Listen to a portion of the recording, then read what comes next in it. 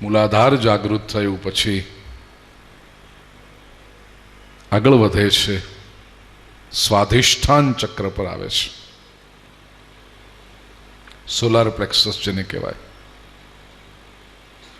અહીં જિજ્ઞાસાનો આરંભ છે એટલે પંક્તિ પણ આવી, કહે રે બાળક તું માર્ગ ભૂ. જુઓ, પહેલી પંક્તિમાં બાળા હતું એટલે ઇન્ફન્ટ, અને હવે બાળક, ચાઇલ્ડ. ભાષાની દ્રષ્ટિએ પણ તમે જુઓ તો બાળા અને બાળકમાં ફરક છે. કહે રે બાળક તું માર્ગ ભૂલ્યો કે તારા વેરીએ વળાવ્યો. સંસારના હજારો લોકો ખાઈ પીને મોજ મજા કરવામાં મસ્ત છે, અને તું આ અધ્યાત્મના માર્ગે આવ્યો એટલે ભૂલો પડી ગયો છે કે તારા વેરીએ વળાવ્યો, કે તને આ સંસારમાંથી મુક્ત કરનારાએ આ અધ્યાત્મના માર્ગની દિશા બતાવી છે. બોલ.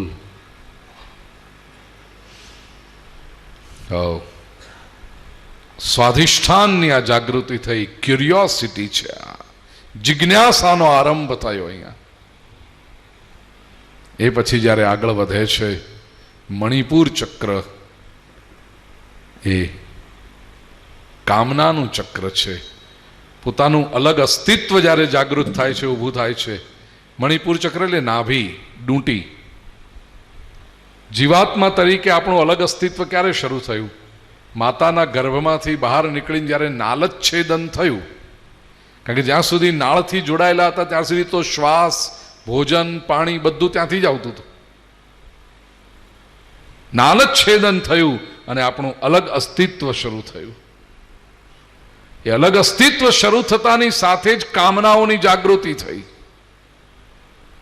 હવે દૂધ પીવું છે, શ્વાસ લેવો છે, કશું હાથમાં આવે તો પકડવું છે, જે નાનકડું રમકડું આવે તો પકડીને મોઢામાં નાખવું, આ બધી ઈચ્છાઓ છે, આ કામનાઓ છે. અને કામનાઓ વધતી જાય છે. યુવાવસ્થાનું પ્રતીક. તેથી પંક્તિ પણ કઈ આવી? રંગે રૂડો રૂપે પૂરો દિસંતો કોડીલો ડામણો. ફિઝિકલ એટ્રેક્શન ની વાત છે આ. હેન્ડસમનેસ, એ આકર્ષણ જોઈએ. મણિપુર ચક્ર છે. તારી માતાએ કેટલા જન્મ્યા, એમાં તું અળખામણો. તારો માર્ગ કયો છે સાધક? તું ઉર્ધ્વગમન કરી રહ્યો છે કે અધાપતન કરી રહ્યો છે? 80% સાધકો આ કક્ષાએ આવીને પછી રખડી જાય છે. આજકાલ મેડિટેશન મેડિટેશન મેડિટેશન એટલું સહેલું થઈ ગયું છે, એવી માર્કેટેબલ વેલ્યુ થઈ ગઈ છે. તમે મોટા શહેરોમાં જાઓ, દર ત્રીજા થાંભલે એક દાઢી લટકે છે, મેડિટેશન વેચવા વાળી દાઢી. એટલું સસ્તું થઈ ગયું છે મેડિટેશન. ભલા શરૂ કરે, થોડીક પ્રાણાયામ કરે, આ તે પદ્ધતિ જેટલી છે માનસિક શાંતિ અનુભવાય. પણ જ્યાં મૂલાધાર અને મણિપુર સુધી આવ્યા પછી ભટકે. પછી તો અરે મને બધું આવડે છે, મેડિટેશન આવડે છે ને હવે હું તને શીખવાડું નામ તેમને, એ દાઢી વધારતો થઈ જાય. પછી એક દાઢી અનેક દાઢીઓને જન્મ આપે. સબ એજન્ટો બધા. ના ના, તમારી વાત નથી. બાપુ પોતાની દાઢી હંતાડે છે હવે. તમારી તો ધોળી દાઢી, હું કાળી દાઢીની વાત કરું છું.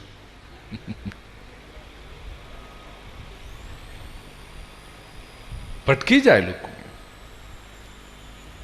પણ અહીંયા તો શ્રી કૃષ્ણ યોગેશ્વર છે. એક એક ચક્ર ભેદીને ઉર્ધ્વગમન કરી રહ્યા છે.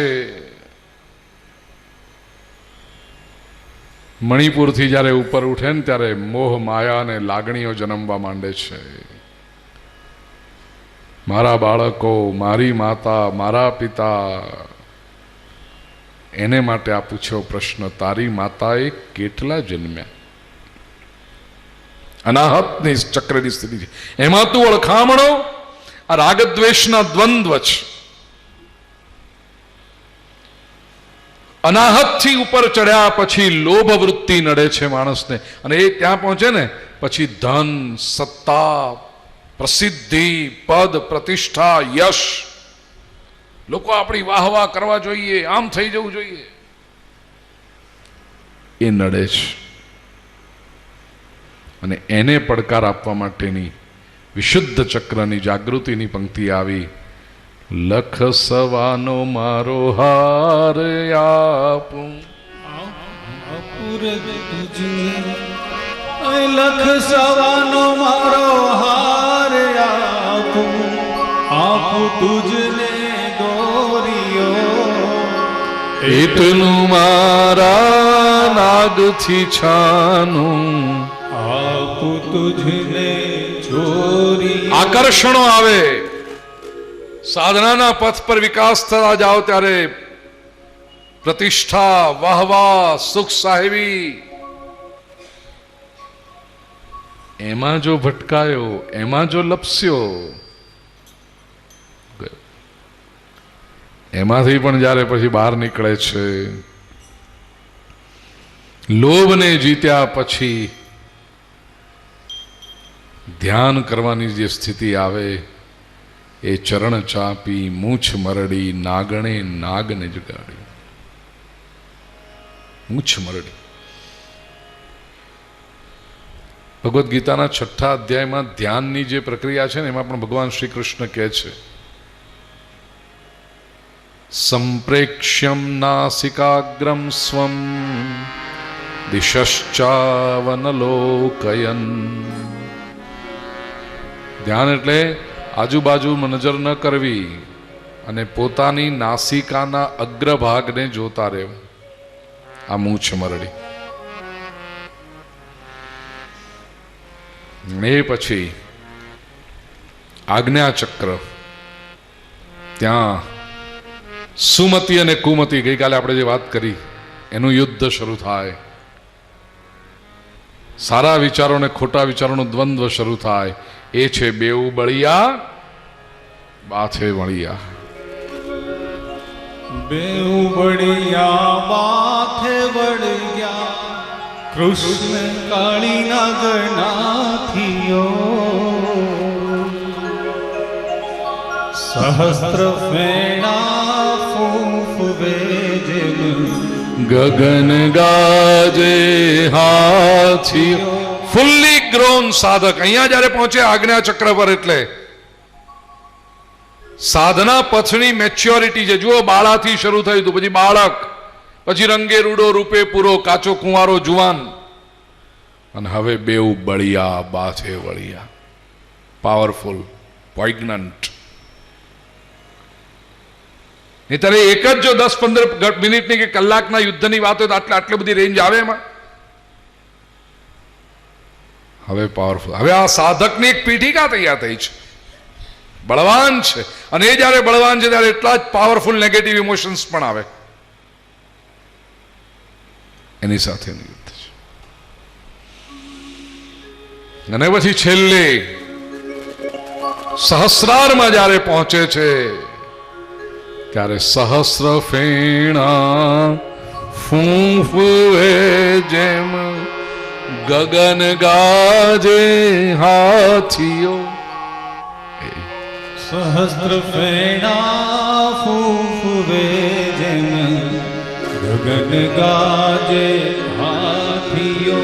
હે જળ કમળ છણિયા. ને સૌથી છેલ્લે આત્મ સાક્ષાત્કાર. એ આત્મ સાક્ષાત્કાર થાય એટલે સમર્પણનો ભાવ આવે, નમ્રતા આવે, વંદન આપોઆપ થઈ જાય. અને એ સ્થિતિ એટલે અમો અપરાધી કાંઈ ન સમજ્યા, ન ઓળખ્યા ભગવંત. અને આ ભગવંત એટલે કયો ભગવંત? કૃષ્ણ એ તો ખરા જ. આત્માને ન ઓળખ્યો. અયમાત્મા બ્રહ્મ તત્વમસી શ્વેતકેતો અહમ બ્રહ્માસ્મિ. અમો અપરાધી કાંઈ ન સમજ્યા. અમે શું સમજ્યા? અમે એમ કે આ પંચમહાતત્વોમાંથી બનેલું આ દેહ, આ શરીર, માનવ, એ હું છું? નહીં, હું તો બ્રહ્મ છું. ચિદાનંદ રૂપ શિવોહમ શિવોહમ મનોબુદ્ધિ અહંકાર ચિત્તાની નામ ન ચ શ્રોત્ર જિહ્વે ન ચ ઘ્રાણ નેત્રે ન ચ વ્યોમ ભૂમિર્ન તેજો ન વાયુ ચિદાનંદ રૂપ શિવોહમ શિવોહમ. એ હું છું. ન ઓળખ્યા ભગવંતને. મંદિરની 4 દિવાલોમાં મુકાયેલો ભગવંત નહીં, આ અંદર બેઠેલો ભગવંત. અમે અપરાધી શું સમજતા? હે વી ધ મોર્ટલ્સ, અમે તો કોને ખબર કેટલા પાપ કર્યા હશે ને ભગવાન ક્યારે છૂટશું. સમજ્યા જ નહીં કે અમે કોણ છીએ. જગત આખાનો નાથ મારી ભીતર બેઠો છે. સર્વસ્ય ચાહમ હૃદય સન્નિવિષ્ટ. ભગવદ્ ગીતાનો 15મો અધ્યાય. મમૈવાંશો જીવલોકે जीवभूत सना, वो मैं हूं.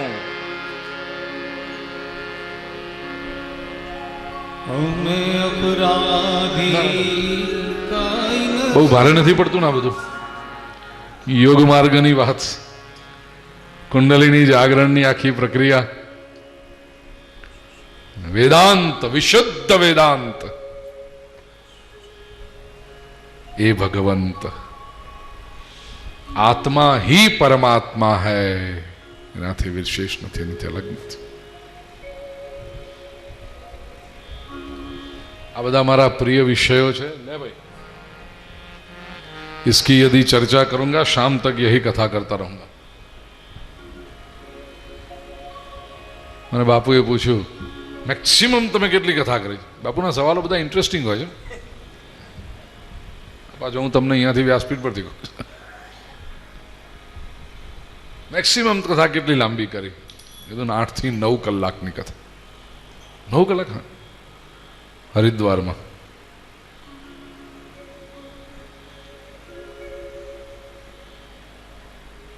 બારેક વર્ષ થયા. એક સિંધી પરિવાર હતો, દુબઈથી આવ્યા હતા કથા કરવા માટે. હિન્દી ભાષામાંથી કથા, બધા સિંધીઓ જ હતા મોટા ભાગે. એ જગ્યા એટલી સરસ, મારા જમણા હાથે ગંગાજીનો પ્રવાહ વયા કરે. ધર્મદીપ थे तो उस कथा में नहीं था तुम तो फिर तो ज्यादा पंजाबी, ये लोगों ने अटक હતી पंजाबी, सिंधी હતા એ લોકો. લક્ષ્મણભાઈ પંજાબી. હા, હવે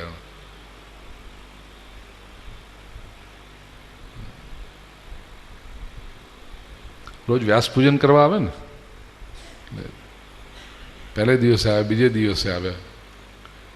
હું કહું કે ભાઈ વિષય તો બહુ સરસ છે, પણ સમયની મર્યાદા, આપણને સમયની મર્યાદા. ટાઈમ ત્યાંનો આ જ હતો, લગભગ સવારે 9 થી 1 વાગ્યાનો કેવો ટાઈમ હતો. ત્રીજે દિવસે આવ્યા, વ્યાસ પૂજન કરતા મને હાર પહેરાવતો, કહેતા કે ગુરુજી એક ભેટ चाहिए आपके पास से. મેં કીધું ખરો સિંધી તું? ગુરુજી પાસે માગવા નીકળ્યો. तो बोलो क्या चाहिए? कि आपकी घड़ी दे दो मुझे. कि आप समय की मर्यादा में रह के कहते हो ना, विषय सब बहुत छूट जाते हैं. समय की मर्यादा रखो ही मत. तो आपके लिए ठीक है, इतने सारे 500-700 मानस આવ્યા હોય, બીજી બાજુ પેલા રસોઈવાળા બિચારા એ તો તૈયાર હોય ને, 1 વાગ્યાનો ટાઈમ એટલે 1:30 વાગે લોકો રસોઈ તૈયાર, એટલે એ ઊંચા નીચા થતા હોય. આ રસોઈ કરી પાછી સાંજની રસોઈની તૈયારી કરવાની, આ બધા જમી લે તો બધું આગળ વધે ને કામ. सबका ध्यान रखना पड़ता है. પણ તોય 6 દિવસે તેમણે લઈ લીધી મારી પાસેથી ઘડિયાળ, બહુ ભાવથી, પ્રેમ, હઠ કરીને. મને કે સમય કે મર્યાદા નહીં. ઠીક. કંઈક એવી પ્રભુની કૃપા, સવારે 9 વાગે કથા શરૂ કરી, સાંજે 6 વાગ્યા સુધી સતત. રાસ પંચાધ્યાયીની કથા હતી, રાસલીલાથી શરૂ કરી અને રૂકમિણી વિવાહ સુધી. એ સાંજે 6 વાગ્યા ને ત્યારે હરિદ્વારના ત્યાં ઘાટ બાજુમાં જ આપણે જે મુખ્ય આરતી થાય એ હરકી પૌડી પરથી માઇક ઉપર બધા મંત્રોચ્ચાર શરૂ થયા. ત્યારે આમ નજર બહાર પડી કહો સૂર્યાસ્ત થવા આવ્યો અને આરતીની શરૂઆત થઈ. કીધું હવે આપણે પૂરું કરીએ.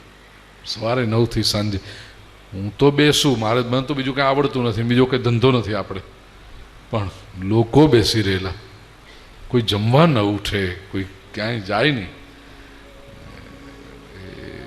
મારા દિવસનો, મારા જીવનનો એક યાદગાર એ પ્રસંગ. 9થી 6 એટલે કેટલા કલાક થયા? 9 કલાક જેવી થયા. 9 કલાક સતત નોન સ્ટોપ. તમે જુઓ છો વ્યાસપીઠ પર તો હું પાણી એ પીતો નથી, કશું જ લેતો નથી. ઈશ્વર શક્તિ આપતો. આપણે અહીંયા તો છે હા સમયની મર્યાદા, અને આજે જ મને ખાસ વિનુભાઈ આવીને કહી ગયા છે એટલે આપણે આગળ વધીએ. હા પછી હમણાં કરવું છે.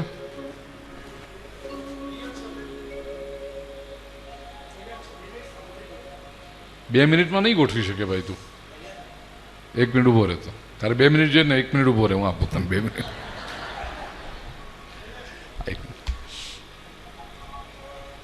महाप्रभु जी श्रीमद वल्लभाचार्य जी सुबोधिनी जी में कालीय दमन लीला का अर्थघटन करते हैं. कालीय नाग ये क्रोध का प्रतीक.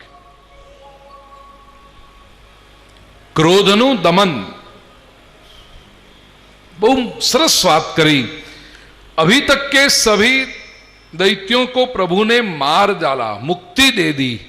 चाहते तो क्रोध को भी मार सकते थे, लेकिन कालीय को मारा नहीं, छोड़ा. कहीं जतो रहे यहाँ थी कालिंदी में न रहे. काली नाग के प्रभु जहां जाऊं त्या मने गरुड़ नो भय छे. प्रभु ने कहा मैंने तुम्हारे मस्तक पर चढ़ के चित्र तांडव नृत्य किया है, मेरे चरणों के चिन्ह तुम्हारी फना पर हैं. अब तुम्हें गरुड़ परेशान नहीं करेगा, समंदर में चले जाओ. काली नाग ने समुद्र में मोकली आप्यो. आ एक महत्व बात. क्रोध मरशे नहीं. ક્રોધને મારવાની પણ જરૂર નથી. કેવું બહુ સહેલું છે. બધા લોકો કે ને ક્યાંય પણ તમે ધાર્મિક પ્રવચન જાઓ, ક્રોધને કાઢી નાખો, ક્રોધ છોડ દો, છૂટે? આખી જિંદગી તમે કરતા રહે છૂટો ક્રોધ, એ માણસને ગિલ્ટમાં જ રાખે. क्रोध छूटेगा नहीं. श्रीमद् भागवत में भगवान श्री कृष्ण ने क्या किया? હા, ક્રોધને કાલિંદીના ધરામાં ન રાખો. હૃદયની, આ કાલિંદીનો ધરો એટલે હૃદય, એની મધુર લાગણીઓ એ જળ છે, મીઠું છે. એમાં જ્યારે કાલી નાગરૂપી ક્રોધ આવે છે ને ત્યારે કાલિંદીના જળને ઝેર કરી નાખે છે. તમે જુઓ, ખૂબ લાગણીના સંબંધો હોય, ખૂબ પ્રેમના સંબંધો હોય, પતિ પત્ની 20 વર્ષ સાથે રહ્યા હોય, એટલા પ્રેમથી ને એટલા લાગણીથી, પણ જ્યારે એકબીજાને ગુસ્સો આવે ને ત્યારે ક્યાં જાય છે પેલું? બાપુએ કીધું ને પેલું વાક્ય, મારે બોલાય નહીં એવું કરીને, ક્યાં જાય છે બધું? એ ક્રોધ આવે ત્યારે તો એમ જ લાગે બે જણા એવા દુશ્મનો છે. હૃદયની મધુર લાગણીઓને ઝેર કરી નાખે છે ક્રોધ. નાની નાની બાબતોમાં ક્રોધ કરશો નહીં. લોકો ક્રોધ કરે, શેમાં કરે? આજે શાકમાં મરચું વધારે પડ્યું, આજે તો દાળમાં પાણી વધારે છે, આજ તો તારા ભાત ચોંટી ગયા છે, આજે તો તારી ચીકી કડક થઈ છે. આવામાં કઈ ક્રોધ કરે? નાની નાની વાતો છે. આજે કડક ચીકી થઈ, કાલે નરમ થશે, એમાં શું મોટી વાત છે?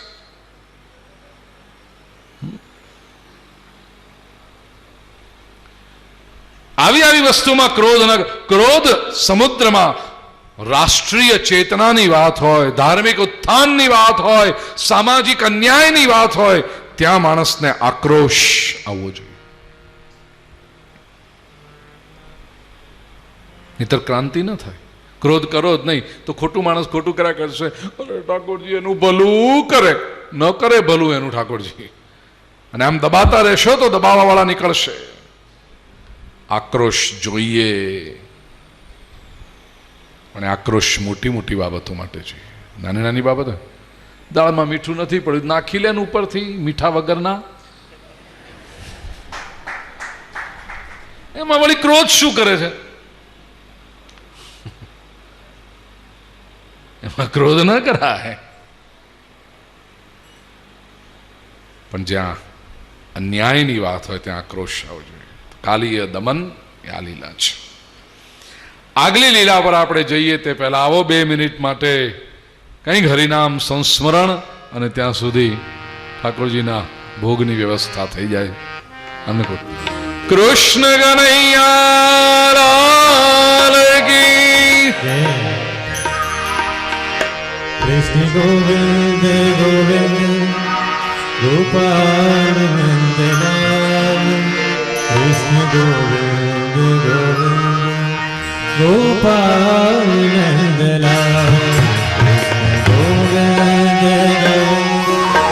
ગોપાલ નંદલાલ, રાધે ગોવિંદ ગોવિંદ ગોપાલ નંદલાલ, હે ગોપાલ નંદલાલ, હે ગોવિંદ નંદલાલ, હે ગોપાલ નંદલાલ, હે ગોવિંદ નંદલાલ, હે ગોવિંદ નંદલાલ, હે ગોપાલ નંદલાલ, કૃષ્ણ ગોવિંદ ગોવિંદ ગોપાલ નંદલાલ, રાધે ગોવિંદ ગોવિંદ ગોપાલ નંદલાલ.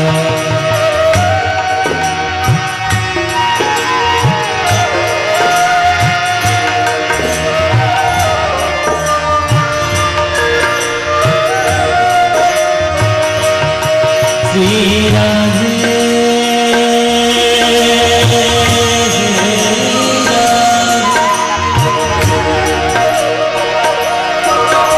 मैंने दीन दयाल सुनी जब ते, तब भी मन में कुछ ऐसी बसी है, तेरा कहा के जाओ कहा, तेरे हित नाम की भेंट कसी है, तेरा ही आसरा एक जो मोह है, नहीं तुम सा कोई दूजो जैसी है,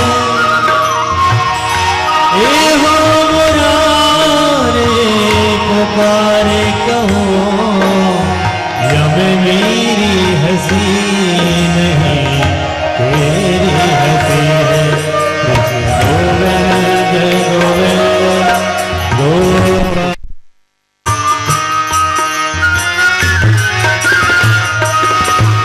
गोपाल नंदलाल, हे गोविंद नंदलाल, हे गोविंद नंदलाल, हे गोपाल नंदलाल. श्री शुक उवाच इत्थं शरत्स्वच्छ जलम् पद्माकर सुगंधिना न्यविशद्वायुना वातं सगो गोपालकोच्युतः.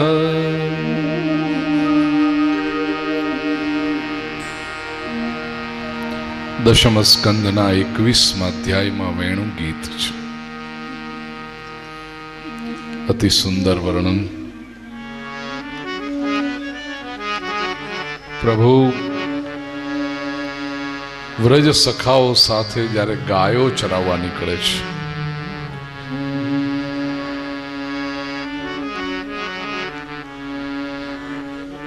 એક વાગ્યો વંદન કરેं.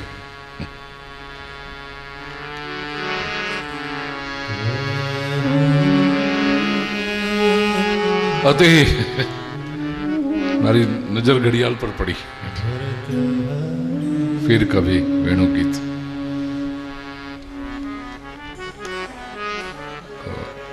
હા ના, પણ એમાં 15-20 મિનિટ થાય, પછી આપણે 1:30 વાગે, એટલે હા કોઈને વાંધો નથી. કેટલા લોકોનો વાંધો છે? હાથ ઉપર કરો. ક્યાં બેટા? હા, વિનોદભાઈ મને ધમકી આપીને ગયા હતા.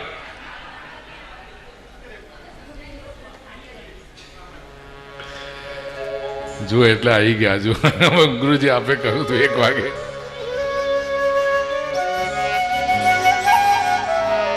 લેવું છે આપણે બીજું કામ શું છે અહીંયા આગળ ચંપારણ્યમાં? परमात्मा चले हैं वयस्यों के साथ गैया चराने.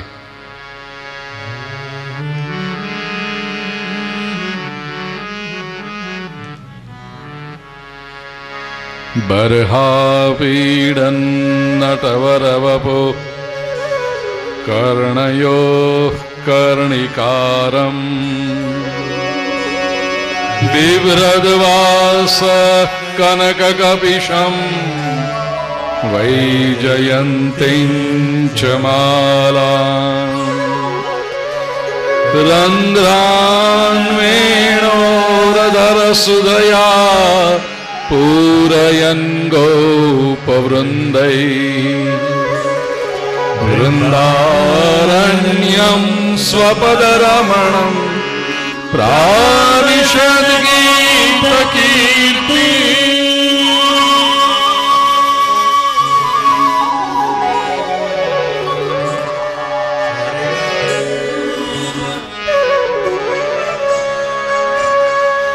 શ્રીમસ્તકે મોરપિચ્છનો મુગટ છે. બરહાપીડન નટવર વપુ. नटवर है ये श्रेष्ठ अभिनेता. नटवर या वरवपु, वरवालायक श्रीअंग છે. પરમાત્માનું શ્રીઅંગ એવું છે કે આલિંગનમાં સમાઈ જઈએ, ઓગળી જઈએ એના અંગમાં, એટલું આકર્ષણ નિર્માણ કરે છે. નટવર नटश्च वरश्च नटवर वरवपु नटवरवपु.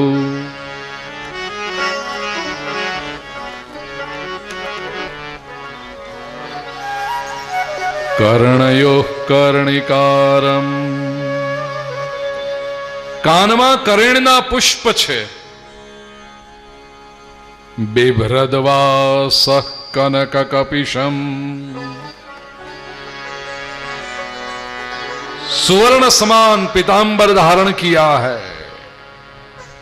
वैजयन्तीं च मालां. जो माला पहनकर हमेशा विजय ही हो उसे कहते हैं वैजयंती माला.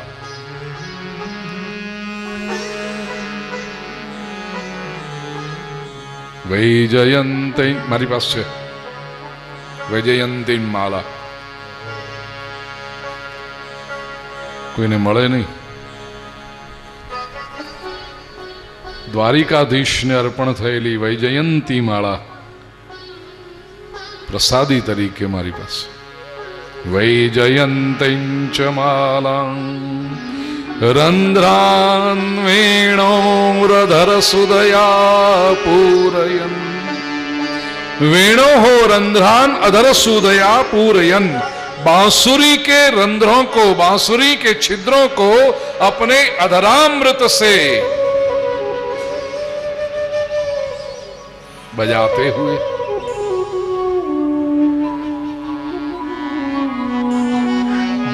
वृंदारण्यम प्राविशद. कैसे? गोप वृंदै ही गीत कीर्ति ही.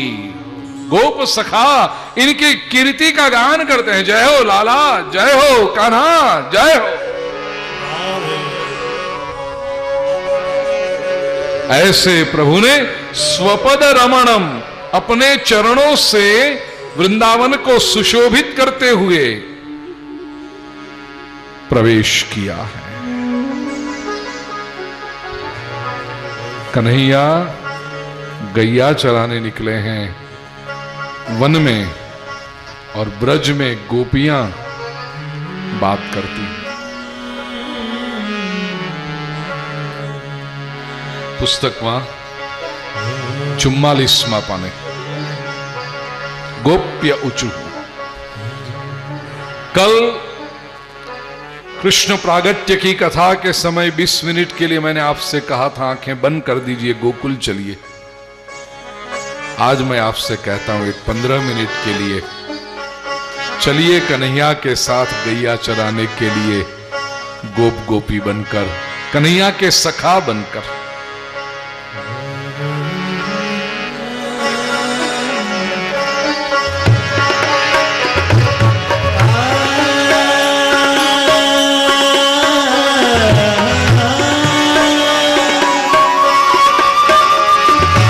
ब्रज में गोपियां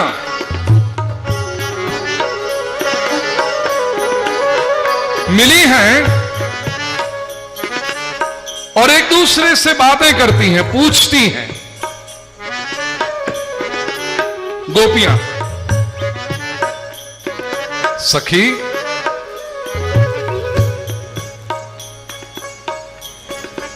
सखी आंखें मिली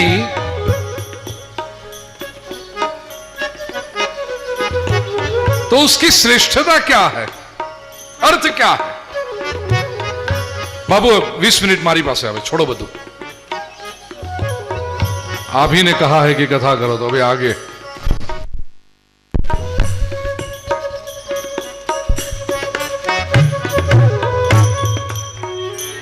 गोपियां पूछती हैं, अरे सखी आंखों की धन्यता क्या है? गोपी कहती है, फल निर्वाण प्रीत मनोरथ कटाक्ष मोक्ष।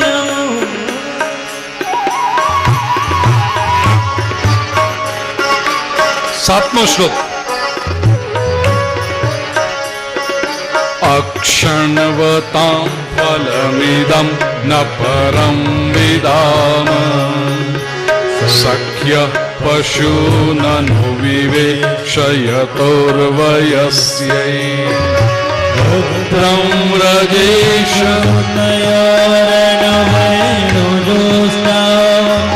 निर्वाण प्रीत मनोरथ कटाक्ष मोक्ष।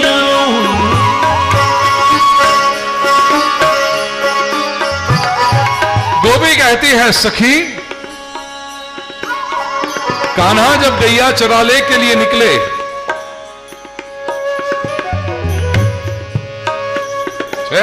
ला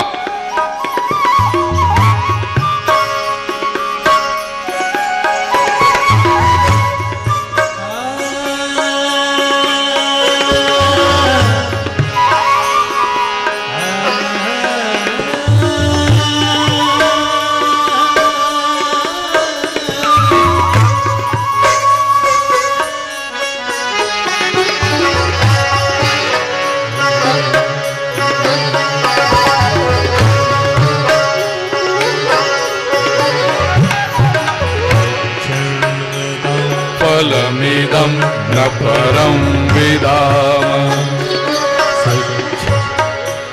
બંને બાજુએથી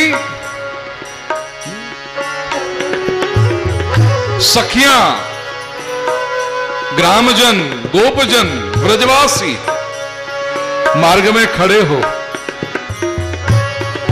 जय हो लाला, कान्हा जय हो। और कन्हैया मग्न है अपनी बांसुरी बजाने में।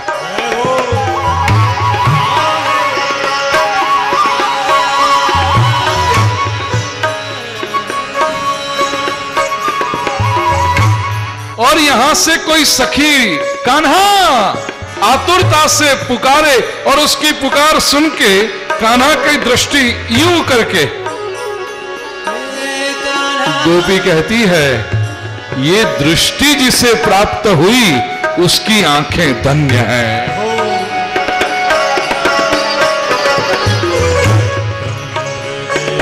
वक्त्रम व्रजेश सुतत्रम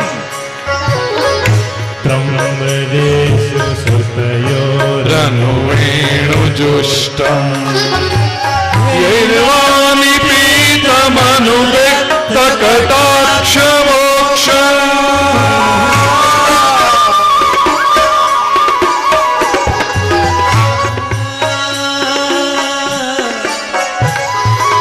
जा रहे हैं कान्हा आगे और एक घटना हुई, 8वें श्लोक में वर्णित है वो घटना। चूत प्रवाल बरहस्त बकुत्तलाब्ज मालानुपृक्त परिधान विचित्र वेश मध्ये विरेज तुररम पशुपाल गोष्ठ्या रम्ये यथा नटवरो क्वच गायमानो।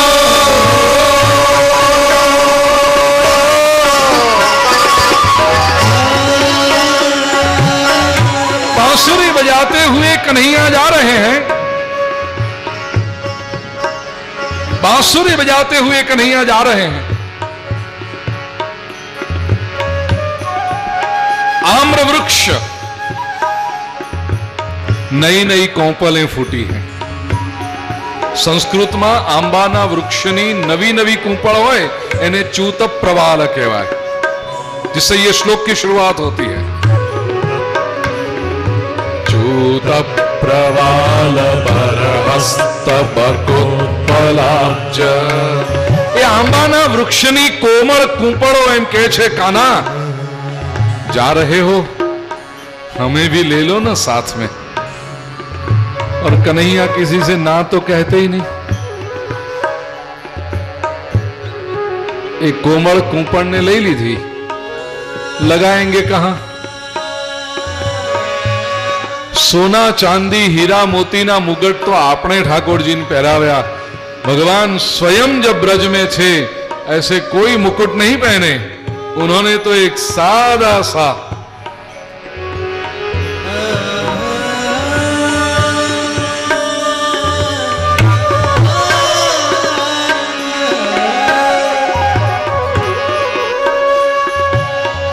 तो अभी यहीं रहे, बहुत आएगा आगे।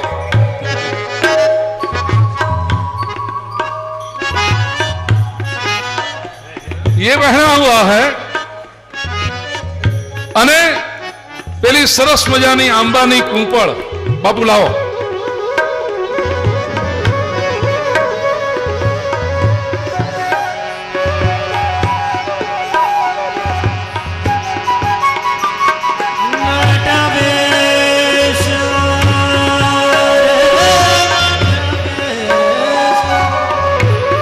लगा लिए,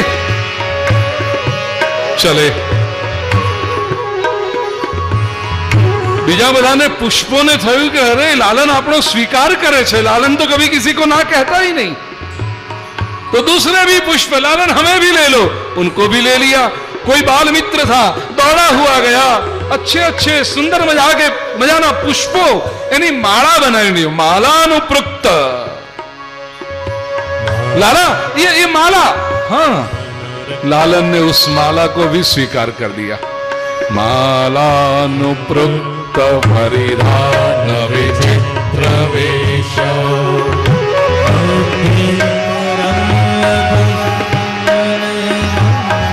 नाच रहे हैं दोनों भैया कृष्ण बलराम। कैसे?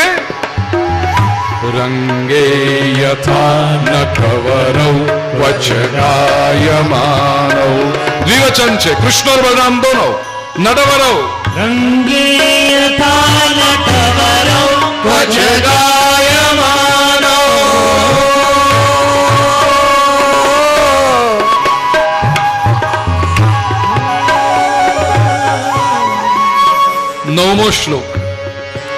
गोपी कहती है अरे सखी, ये बांसुरी को तो देख, क्या किया है इसने।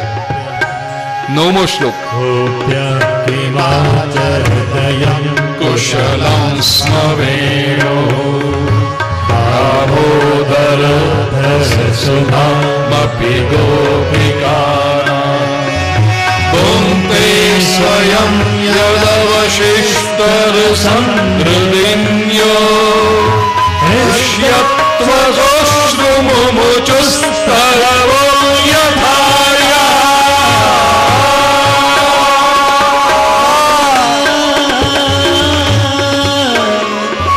ये वृंदावन के वृक्ष है ना सखी, वो आर्य पुरुषों की तरह, श्रेष्ठ पुरुषों की तरह। सखी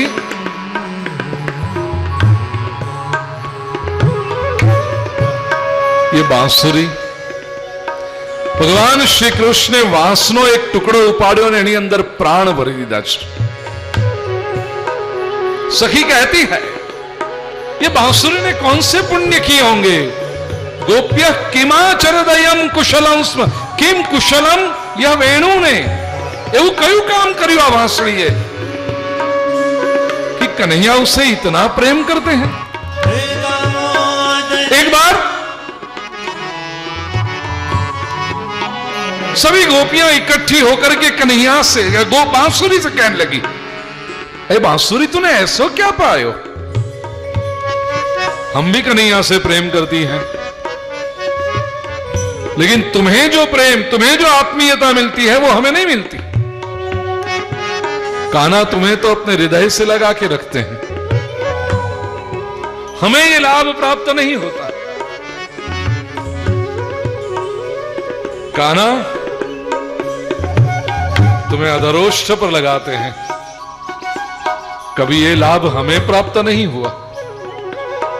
तो बांसुरी तूने ऐसो क्या पायो। बांसुरी कहती है मुझ में 3 गुण। एक, मैं सरल हूं। जे सरल होय ने भगवान ने बहु गमे छे। आपणे बधा सरल खरा पण जलेबी जेवा सरल। दूसरी बांसुरी कहती है मैं भीतर से खाली हूं। आ बांसुरी ने तमे काकरा, पथरा, रेत, माटी, चूनो भरी दो पछी वगाड़ो, वागे। हमारे जीवन के अंदर काम, क्रोध, लोभ, मोह, मद, मत्सर इतना भरा हुआ है कि कान्हा फूंक फूंक के थक जाए, कोई सूर्य ही प्रकट नहीं होता। तीसरी बात, बांसुरी कष्ट सहन करती है।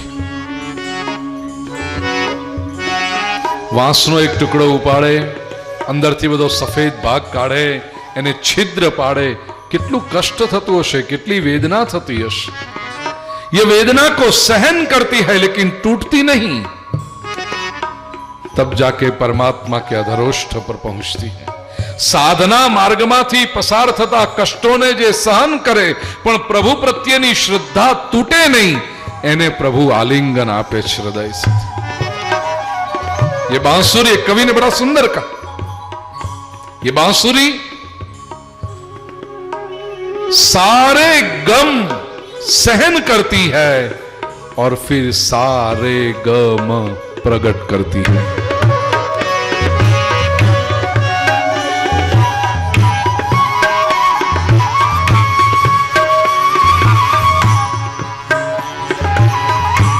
दसवां श्लोक।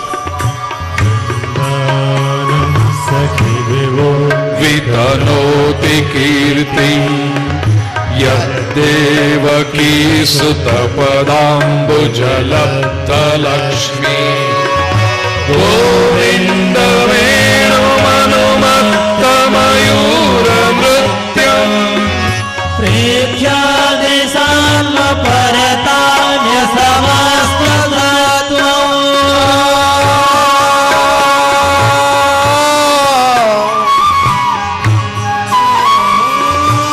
सखी ये देख,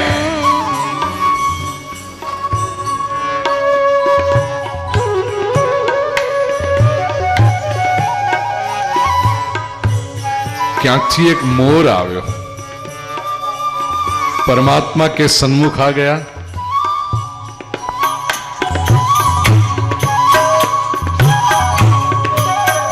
नाचने लगा। એને को चुप बैसे।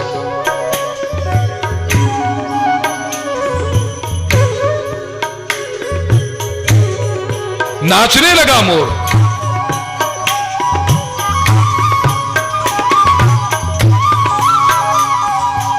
अब कान्हा की और मोर की जुगलबंदी ऐसी हो रही है कि पता नहीं चलता कन्हैया का नृत्य देख करके मोर नाच रहा है या मोर की थनक को देख करके कान्हा नाच रहे हैं।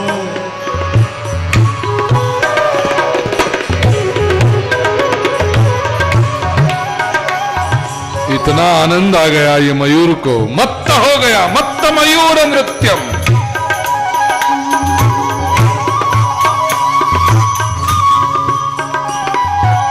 मयूर को पता था कि हमने जो नृत्य सीखा है ये नटवर से सीखा है, परमात्मा से सीखा है। अब गुरुदेव के पास से इतना पाया तो गुरुदेव की पूजा भी करनी चाहिए। नृत्य करके गुरुदेव की पूजा की, पूजा जब पूरी हुई तो गुरुदेव की परिक्रमा भी करनी चाहिए। मोर ने लालन की परिक्रमा शुरू की, आधी परिक्रमा हुई, बिल्कुल पीछे आए। मोर को इतना आनंद आया, अपनी कला को फैला दिया उसने। अब दर्शन कीजिए।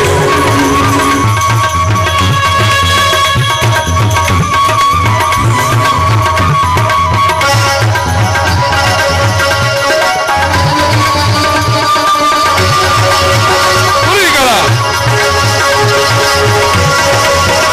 पीछे कलावंत मोर और आगे कन्हैया।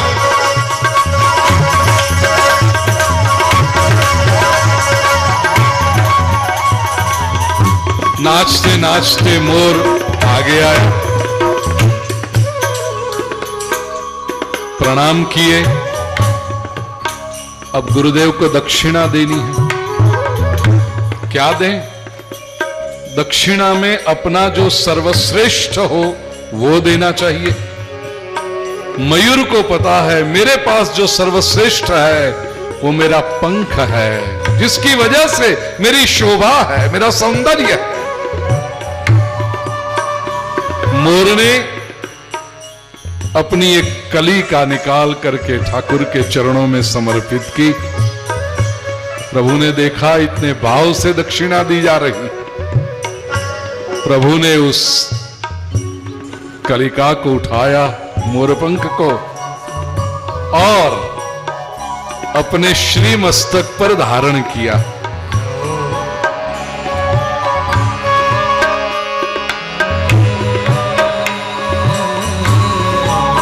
कहा मोर से, आगे चलेंगे, द्वारिकाधीश बनेंगे, सोने चांदी हीरे मोती के मुकुट पहनेंगे, लेकिन हे मयूर, इतने प्रेम से तुमने ये दक्षिणा के रूप में दिया है, ज्यां સુધી મારા મોર પર, મારા મુકુટ પર મોરપંખ નહીં લાગે ત્યાં સુધી મારો શૃંગાર પૂરો નહીં થાય। अब देख,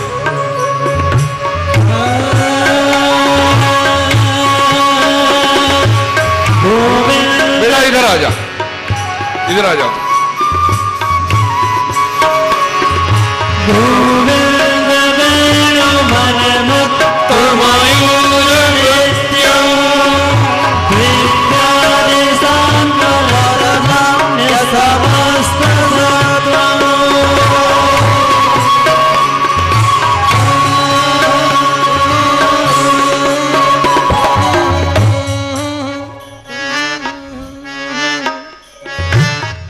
एक और सखी है, वो कहती है, सखी हम सभी में सबसे धन्य कौन है? 11वां श्लोक। हरिण्य एता नंदनंदनमुपात्त विचित्र वेशम आधर्ण्य वेणुरणितं सह कृष्ण सारा पूजां दधोर्विरचितं प्रणयावलोकैः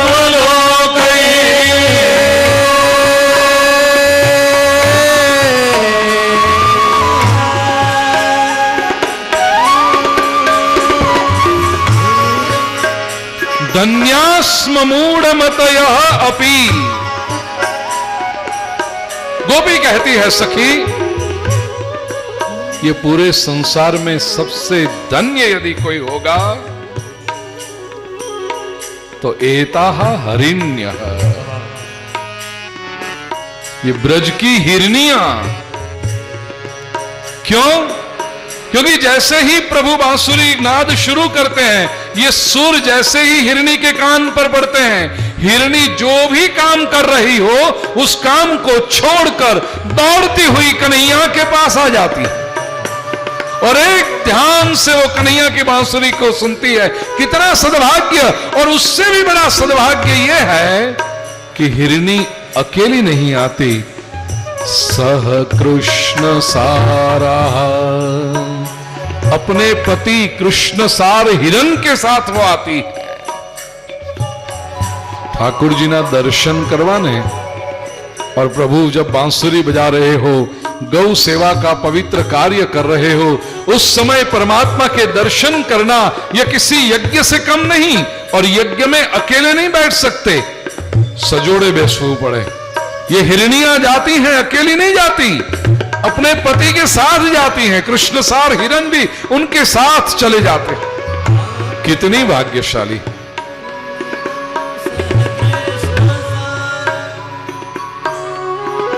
આટલી બધી હરણીઓ છે, કેટલી હરણીઓ એમના પતિની સાથે કથા અરે વાહ મારી બેના વાહ।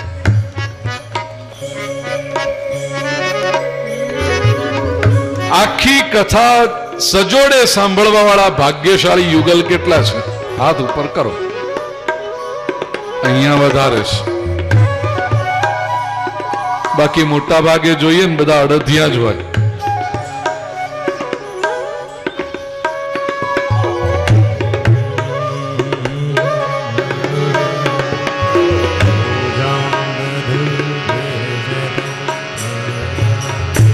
ले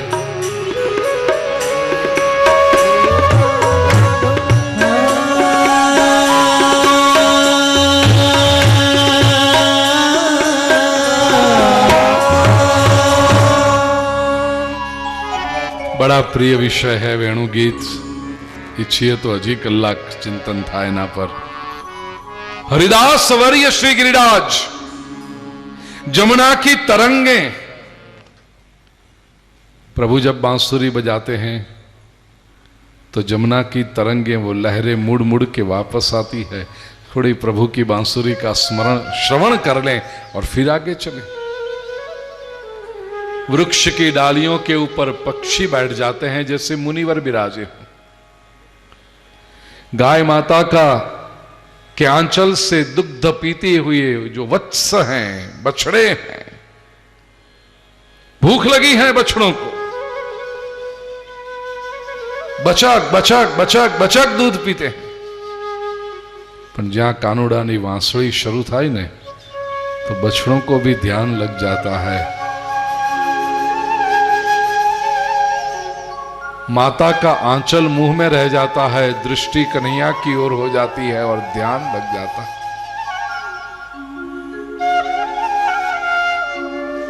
माताना आंचलमांथी तो दूध वही રહ્યું છે, પણ વાછરડા પીવાનું ભૂલી જાય, મુખ ભરાઈ જાય અને દૂધના રેલા બહાર નીકળવા માંડે છે।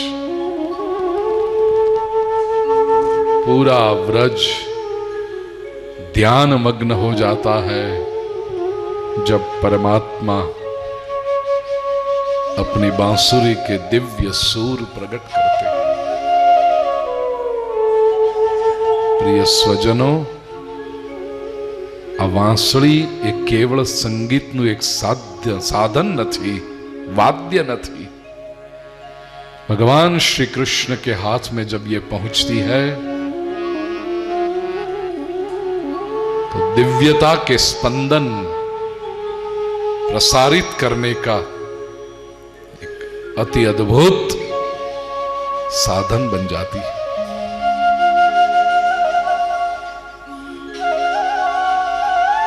वेणुगीत को वंदन करें।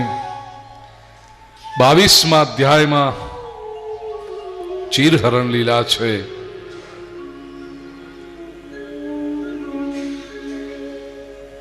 वासनाનું શુદ્ધિકરણ છે, દિવ્યતાનું અભિગમ છે। રાસલીલાની પૂર્વ ભૂમિકા છે ચીરહરણ। અહંકાર હરણનું પ્રતીક છે। મહાપ્રભુજી શ્રીમદ વલ્લભાચાર્યજીએ ખૂબ જ સુંદર અર્થ કર્યો। ચીર દુકુલ એ અહંકારનું પ્રતીક છે। બહુ સરળ ભાષામાં જો સમજીએ દૃષ્ટાંતથી, આપણે કઈ વસ્ત્ર શા માટે પહેરવાના? ઠંડી ગરમીથી રક્ષણ થાય, શરીરની મર્યાદા ઢંકાય એટલા માટે। વાત બહુ સાચી। પણ એના માટે તો 150 રૂપિયાની સાડી પૂરતી છે નહીં? ઠંડી ગરમીથી રક્ષણ થાય, શરીર ઢંકાય। પણ લગ્નના રિસેપ્શનમાં જ્યારે બેન જાય ને ત્યારે 50,000 રૂપિયાની હાડી પહેરીને જાય। કેમ? જેવું કોઈ જોઈને વખાણ કરે ને, વાહ તમારી સાડી બહુ સરસ, એટલે બેનને ગલગલિયા ગલગલિયા ગલગલિયા ગલગલિયા થઈ જાય। એમાં જો 5 જણ પૂછે ક્યાંથી લીધી? અરે એક્સક્લુઝિવ સ્ટફ, ડિઝાઇનર્સ બુટીકમાંથી લીધી છે, બોમ્બે ગયા હતા ને ત્યાંથી। 49,850 રૂપિયાનો ખર્ચો આટલા માટે કર્યો, આ ગલગલિયા માટે। અહંકાર અમારી પાસે છે એવું બીજા કોઈની પાસે નથી, અહંકાર। પરમાત્માએ જ્યારે ચીરહરણ કર્યા છે, આ અહંકારનું હરણ કર્યું છે। નગ્નો નિસંગ શુદ્ધ, શ્રીમદ આદિ શંકરાચાર્યજી કહે છે પરમાત્મા પાસે જ્યારે જીવાત્મા પહોંચે ત્યારે આવી રીતે પહોંચવાનું હોય છે। 23મા અધ્યાયમાં યજ્ઞનો કોન્સેપ્ટ બદલ્યો છે। 24મો અધ્યાય, ભગવાન અપિ તત્રૈવ બલદેવેન સંયુતઃ અપશ્યન નિવસન ગોપાન ઇન્દ્રયાગ કૃતોદ્યમઃ। દિવાળી પછીનો બીજો દિવસ। વ્રજવાસીઓ એકબીજાને નવા વર્ષના અભિનંદન આપે છે, હરખથી મીઠાઈઓ ખવડાવે છે, આનંદનું વાતાવરણ। એમાં શ્રી કૃષ્ણ અને બલરામની દૃષ્ટિ પડી કે નંદ બાવા અને કેટલાક વૃદ્ધ ગોપજનો કંઈક દોડધામ તડામાર તૈયારી કરી રહ્યા છે। લાલાએ પૂછ્યું, બાબા કાહે કી તૈયારિयां કર રહે હો? નંદ બાવાએ કહ્યું, લાલન ઇન્દ્રયાગની તૈયારી કરીએ છીએ। કેમ બાબા ઇન્દ્રયાગ? લાલા આપણી પરંપરા છે, આપણે દર વર્ષે કરીએ છીએ, કારણ કે ઇન્દ્ર આપણો નાથ છે, આપણને સંપત્તિ આપે છે। કાનાએ કહ્યું, क्षमा करना बाबा, हमारा नाथ इंद्र नहीं, हमारा नाथ तो गोवर्धन है, हमें उसकी पूजा करनी चाहिए। लाला तू कहे छे पण बधा मानशे कि हूँ बधाने समझावी जाऊं? नंद बाबाए बधा व्रजवासियों ने भेगा कर्या छे। कहा ये लालन कुछ कहना चाहता है।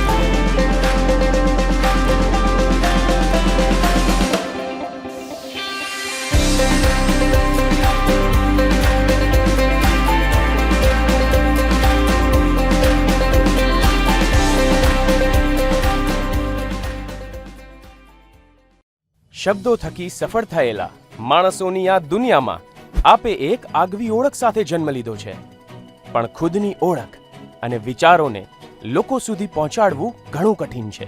કહેવાય છે કે બોલે તેના બોર વેચાય.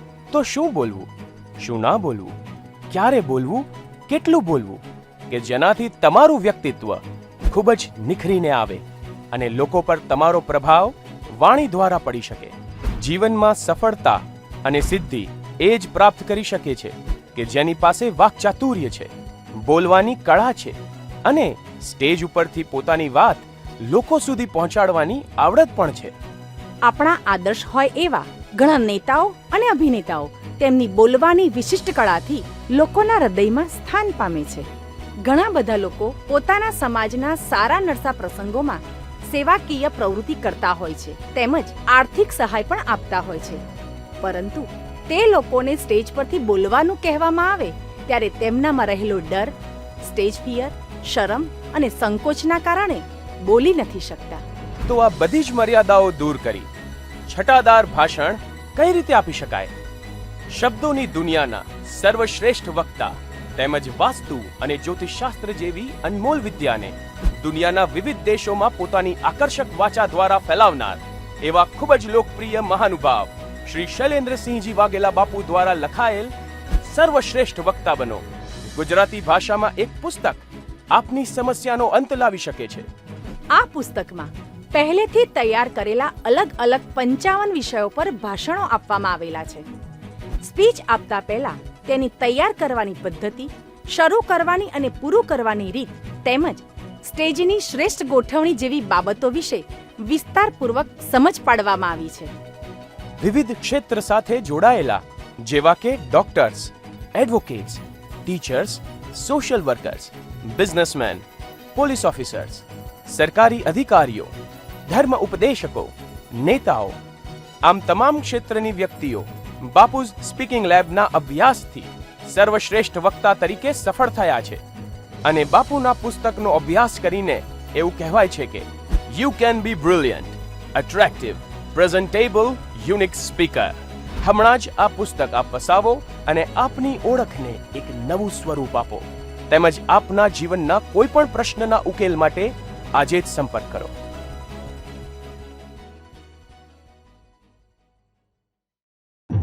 શું આપ માનો છો કે મહેનત અને અપેક્ષાના પ્રમાણમાં વધુ ફળ અને સફળતા મળવી જોઈએ? તેમજ નસીબ વધારે સાથ આપે તો? દુનિયાની દરેક વ્યક્તિ પોતાનું ભાગ્ય બદલવાની કોશિશ કરે છે અને હું ચોક્કસ માનું છું કે ભાગ્ય પણ બદલાય છે. તો કેવી રીતે? કુલ 3 રીતે ભાગ્ય બદલાય છે: ગ્રહોથી, કર્મો દ્વારા અને ભૂમિ થકી. આપણી કુંડળીમાં ગ્રહોને યોગ્ય જગ્યાએ ગોઠવવા એ આપણા હાથમાં નથી. તેથી ગ્રહોથી આપણે ભાગ્ય બદલી શકતા નથી. આ ભાવમાં કરેલા કર્મનું ફળ આવતા ભાવમાં મળે છે. તેથી કર્મોથી પણ ભાગ્ય બદલી શકાતું નથી. તો ભાગ્ય કઈ રીતે બદલી શકાય? આપણું ભાગ્ય માત્ર ને માત્ર ભૂમિ દ્વારા જ આપણે બદલી શકીએ છીએ. તમે જે જગ્યાએ તમારા પરિવાર સાથે વસવાટ કરો છો, જે ભૂમિ ઉપર વેપાર અને ધંધો કરો છો, તે ભૂમિ જો વાસ્તુની દ્રષ્ટિએ બેલેન્સ હશે તો નિશ્ચિત તમારા જીવનમાં સમૃદ્ધિની લહેર આવશે. ભૂમિનું વાસ્તુ બેલેન્સ કરવા શું કરવું? અને આપણી જે ભૂમિ છે તો શું તે વાસ્તુની દ્રષ્ટિએ બેલેન્સ છે? તે કઈ રીતે જાણવું? ખૂબ જ લોકપ્રિય અને દુનિયાના લગભગ 54 દેશોમાં વાસ્તુશાસ્ત્ર અને જ્યોતિષ વિદ્યા દ્વારા આપણી સંસ્કૃતિ ફેલાવનાર શ્રી શૈલેન્દ્રસિંહજી વાઘેલા બાપુ દ્વારા લિખિત સરળ ગુજરાતી ભાષામાં આપણા ઘરને વાસ્તુ બેલેન્સ આપણે જાતે કરીએ નામનું પુસ્તક, એમ કહેવાય કે એક ગ્રંથ આપણે વસાવીએ, વાંચીએ અને આપણે જાતે જ આપણા ઘરનું વાસ્તુ બેલેન્સ કરીને આપણા ઘરમાં સુખ, શાંતિ, સંપ અને સમૃદ્ધિ રહે તેવો ચોક્કસ પ્રયત્ન કરીએ. આજે જ આ અમૃતરૂપી ગ્રંથ વસાવો, વાંચો અને જીવનમાં સફળતા મેળવો. વિશ્વભરમાં લોકપ્રિય અને જાણીતા શ્રી શૈલેન્દ્રસિંહજી વાઘેલા બાપુના 30 વર્ષના વાસ્તુ અને જ્યોતિષના અનમોલ જ્ઞાન અને ગાઢ અનુભવની અનુભૂતિ માટે આજે જ સંપર્ક કરો. Bapu's World, 305 Chitrarath Complex, near Hotel President, CG Road, Navarampura, Ahmedabad. Mobile 989898 8868. Email ggbapu@yahoo.com.